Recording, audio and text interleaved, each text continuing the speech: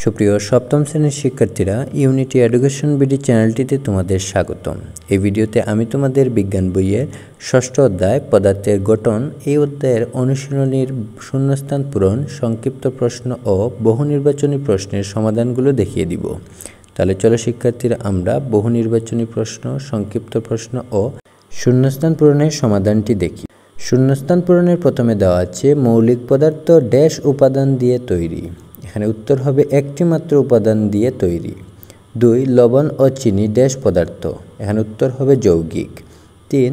মৌলিক পদার্থের ক্ষুদ্রতম কণার নাম। এখানে উত্তর হবে পরমাণু। 4. ড্যাশ হলো যৌগিক পদার্থের ক্ষুদ্রতম কণা। এর উত্তর হবে অণু। 5.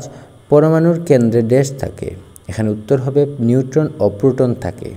তারপর শিক্ষার্থীরা, তোমাদের সংক্ষিপ্ত প্রশ্নের উত্তর ও বহু নির্বাচনী প্রশ্নের উত্তর এই ভিডিওতে ধাপে ধাপে পেয়ে যাবে। তোমরা এই ভিডিওটি পজ করে করে এই প্রশ্নের উত্তরগুলো দেখে খাতায় লিখে নিবে।